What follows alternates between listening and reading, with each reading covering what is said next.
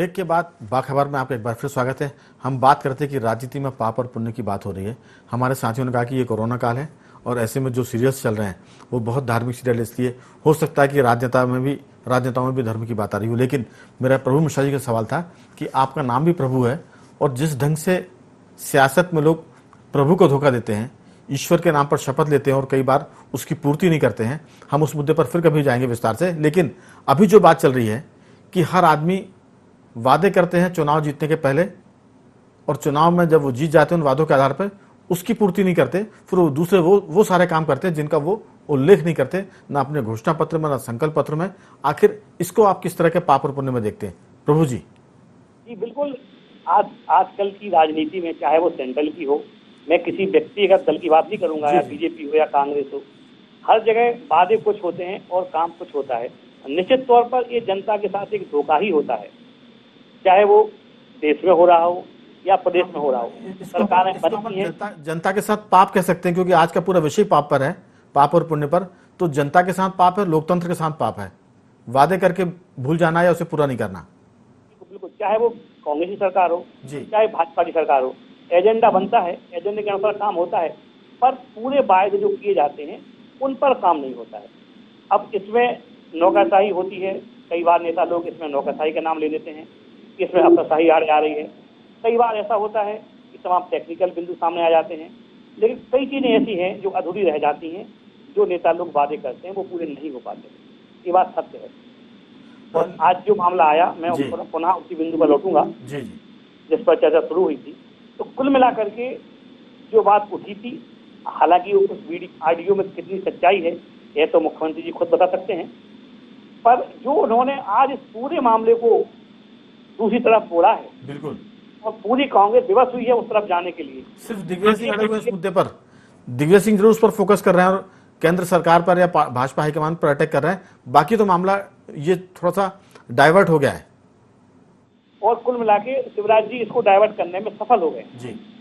कांग्रेस के पास, मैं कहूंगा फिर से कि कांग्रेस के पास एक अच्छा अवसर था तो कमलनाथ जी को जवाब देना था। तो उन्हें पूरे जो मामले जो उन्होंने जांच की कही थी और जो जांच करवाए थे उन जांचों का यदि वो उल्लेख कर देते कि हमने जांचें करवाई हैं, क्या ये बात है, तो थोड़ा सा बीजेपी बचाव की मुद्रा में आना पड़ता बीजेपी को। और लेकिन जैसा आपने कहा कि अगर उस ऑडियो के नाते भी सरकार के नाते जिसमें बात हो रही थी, कमलनाथ जी उस सरकार के लीडर थे, मुख्यमंत्री थे, अगर वो सारी बातचीत का, सारे ट्वीट का जो केंद्र है वो सरकार गिराने वाले ऑडियो पर ही फोकस करते तो बीजेपी आज कटघरे में होती। लेकिन बहुत चतुराई से शिवराज सिंह चौहान का एक ट्वीट जो है पूरे मामले से फोकस हटा देता है और सारी कांग्रेस, पूरी कांग्रेस दिग्विजय सिंह को छोड़कर इसी पर जुट जाती है। मैं लौटता हूं आपके पास।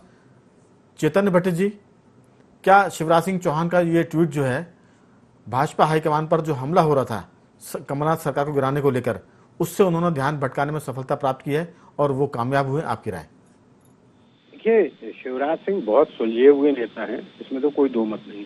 15 साल जिस व्यक्ति ने मध्य प्रदेश को चलाया हो और जिस तरह की राजनीति वो करते हैं, जिस तरह से लोगों के बीच में उन्होंने अपना एक प्रभाव जमाया है, तो वो इस तरह की चीजों को बहुत जल्दी निपटाने में सक्षम है। और उन्होंने वास्तव में एक ट्वीट करके सारा जो ठीकरा जो केंद्र सरकार पे फोड़ रहे थे कांग्रेस के लोग, उससे उन्होंने अपना ध्यान हटा दिया और कमलनाथ को अपनी फेहरिस्त बताने की पड़ गई कि हमने ये काम किए हैं। तो इसमें तो कोई दो मत नहीं कि शिवराज सिंह बहुत चतुर और चालाक राजनेता के रूप में स्थापित हैं और वो इस तरह का काम भी करते हैं।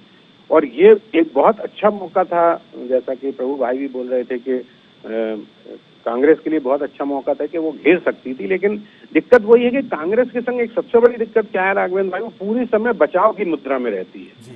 आप देखिए कि दो व्यक्ति अगर कहीं मान लीजिए साइकिल से या स्कूटर से भिड़ जाते हो, पहला व्यक्ति जो एक लपोड़ा मार देता है तो वो दूसरा अपने आप डर जाता है। तो कांग्रेस के संग सबसे बड़ा प्रॉब्लम ये शुरू से हम देख रहे हैं कि वो हमेशा बचाव की मुद्रा में, वो आक्रमण कर ही नहीं पाती, वो एग्रेसिव हो ही नहीं पाती, वो हमेशा अपने बचाव में लगी रहती है। और विशेषकर बीजेपी की जहां तक बात है तो वो तो प्रोपेगेंडा बहुत आगे है, किसी भी चीज को इतना ज्यादा प्रोपेगेंड कर देती है वो कि लोगों को सच लगने लगता है। 100 बार यानी कांग्रेस थोड़ी सी सीधी पार्टी है, सज्जन पार्टी है, वो किसी के धमकाने पे थोड़ी सी दब जाती है। नहीं, सज्जन अज्जन नहीं है, ये तो उनकी कमजोरी है ना। सज्जनता, आप राजनीति में आए तो कहाँ की सज्जनता, सारे दुर्जन तो राजनीति में घुसे हुए हैं। अगर आप सज्जन हो तो आप तो राजनीति में आ ही नहीं सकते, सबसे बड़ी बात तो ये है। लेकिन वो भाजपा के आक्रामक रवैये से थोड़ा सा दब जाते हैं। नहीं तो क्यों दब जाते हैं? अगर आप उनसे मुकाबला करने के लिए बैठे हैं तो आपको दबना नहीं चाहिए ना, आपको तो एग्रेसिव होकर। थोड़े शरीफ लोग हैं, सीधे लोग हैं, ज्यादा प्रोपेगेंडा नहीं कर पाते हैं, ऐसा मान सकते हैं। तो फिर राजनीति में आने की जरूरत क्या, आपने घर बैठिए आप। ये मैं थोड़ा सा तंज और कटाक्ष कर रहा था। जो पार्टी ने 50 साल राज किया हो वो ना सीधी हो सकती है और ना किसी के दबाव में आ सकती है।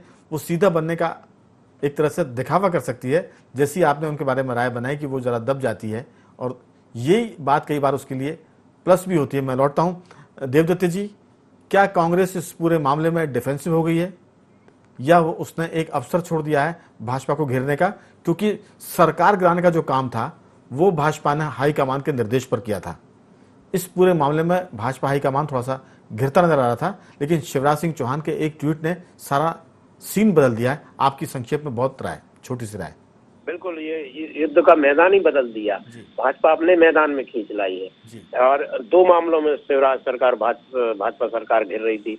एक जो सुबह से वो बच्चियों के सोशल मीडिया फोटोग्राफ चल रहे थे कि उस शराब दुकान में शराब बेच रही हैं, और दूसरा वो केंद्र सरकार की सरकार गिराने वाले मामले में। इन दोनों मामलों से ध्यान हटा दिया शिवराज जी के एक ट्वीट ने, और अब कांग्रेस उनके उस ट्वीट का बात प्रतिवाद उसमें घेरे में आ गई है।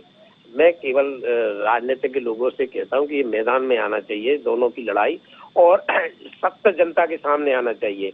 और वैसे भी सत्य जानती है जनता कि प्रदेश में जिस दिन नर्मदा का अवैध उत्खनन बंद हो जाएगा, लोग समझ जाएंगे कि धर्म प्रेमी सरकार है, धर्मज्ञ राजनीतिक है।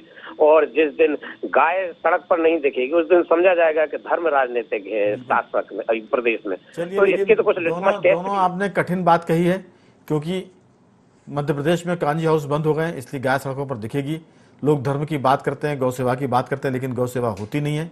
वैसे नर्मदा जी को माँ कहते हैं, उनको जीवित नदी का दर्जा दिया, लेकिन अभी भी हम देखते हैं कि जेसीबी, पोकलैन, ये सारी मशीनें चल रही हैं। कांग्रेस इस मुद्दे को लेकर सरकार में आई थी, कांग्रेस सरकार में आने के बाद चली भी गई, लेकिन वो नर्मदा जी से या रेत नदियों से रेत को खनन नहीं रोक पाई।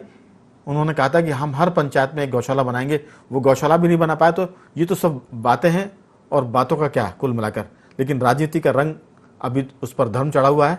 बीजेपी कांग्रेस इस रंग को लगाकर जनता के सामने है।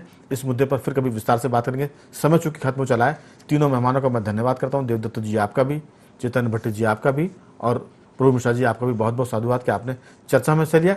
बाखबर के संग को समेटते और आते हैं बाखबर के अंतिम रंग की तरफ। आज हम आपसे बात करेंगे कि अभी तक बहुत बात हो रही है कोरोना वायरस के बारे में, लेकिन आज हम आपसे डेंगू के बारे में बात करेंगे, क्योंकि बारिश का मौसम शुरू होने वाला है। और जो घरों में कूलर रखे हैं, घरों के आसपास गड्ढे हैं जहां पानी भरता है, वहां डेंगू के मच्छर पनपते हैं और वो डेंगू फैलाएंगे। अभी कोरोना के साथ डेंगू का कॉकटेल भी शुरू हुआ, लेकिन बता दें कि एफेब्रिन नाम के एक इसमें लक्षण पाए जाते हैं डेंगू के बुखार में। इस बीमारी में बुखार जैसे कोई लक्षण शुरू में नहीं दिखते, लेकिन तेजी से प्लेटलेट्स घटती हैं। लाल सफ़ेद रंग की जो कोशिकाएं हैं, रेड सेल्स और वाइट सेल्स, ये गड़बड़ होती है इसमें, और इसी से जान का खतरा पैदा होता है। जुलाई से अक्टूबर के बीच डेंगू के मच्छर ज़्यादा पनपते हैं। बारिश में इनसे बचने की सख्त ज़रूरत होती है।